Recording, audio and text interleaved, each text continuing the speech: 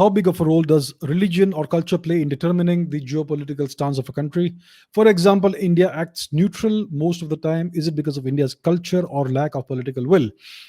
Well, India's culture has never been neutral. India's culture has always been look out, look abroad, go out, go outside, etc.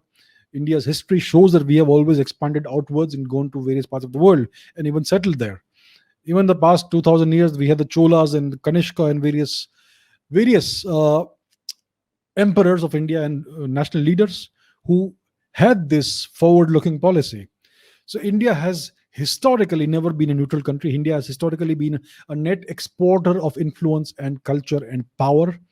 India has also conquered territories far beyond its borders, right? So historically, India has not been like this. It's not India's culture. India's culture is liberal and diverse and plural and tolerant and respectful, but it is not timid.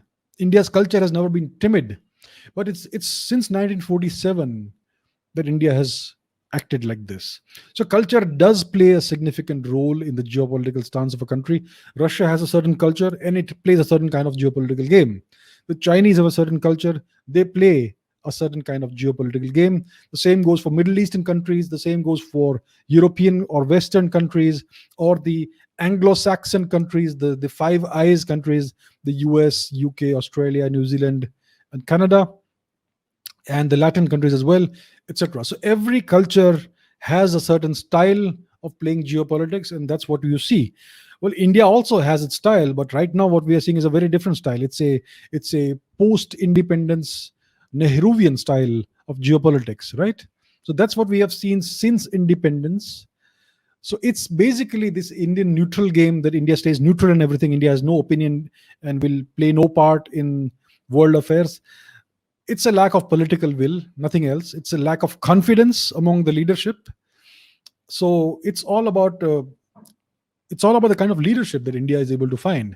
Right now, the political system is such that only a certain kind of leader is allowed to emerge, right? There's plenty of leadership potential in this country, plenty of greatness. But that greatness is such that it disdains the political system, which is so dirty, and therefore it is never able to come to power. And if a certain kind of person does go through the political system, over the years they make a lot of compromises and they become a different kind of person, and then again you have the same style of leadership that emerges again. So I'm not saying every leader is like that. In recent times we have had much better leaders, as you know, but overall it's about confidence. It's about developing India into a powerful country that also builds their confidence and changes their outlook. So India needs to become a powerful economy. India is not a powerful economy right now, and India needs to become powerful military, which will take some political will. So essentially, it's about India's status as a country on the geopolitical stage. India doesn't see itself.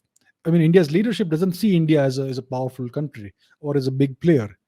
See, when the Chinese were an impoverished nation, they had global leadership aspirations.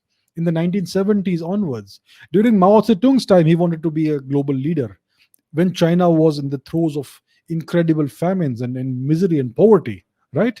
So China has always aspired to global leadership position, if even when its GDP was down in the dumps. So it's all about your ambition. It's all about your outlook. About the confidence that your leaders have. So that is what India needs. It's nothing to do with India's culture. India's culture has always been forward looking, outward looking, and it's always been an extremely confident culture. It's about the leadership that this current political system is throwing out. It is designed to give us a certain kind of leader. So that's what needs to change. India needs to change its political system somehow. Now, the current political leadership is invested in the political culture of India, and they don't want it to change because it's what brought them to power. India's politicians want things to stay the same. India's bureaucrats want things to stay the same. India's institutions want things to stay the same because these are self-serving institutions to a large extent, unfortunately. I'm not saying everybody is bad. There are many good people within the Indian system, but they are unable to effect the change because of the inertia of the system and because the system is devised in a certain way. So India needs a solution to this. Reforms, significant, strong reforms, right? revolutionary reforms. Only that can change India. So let's see how that goes.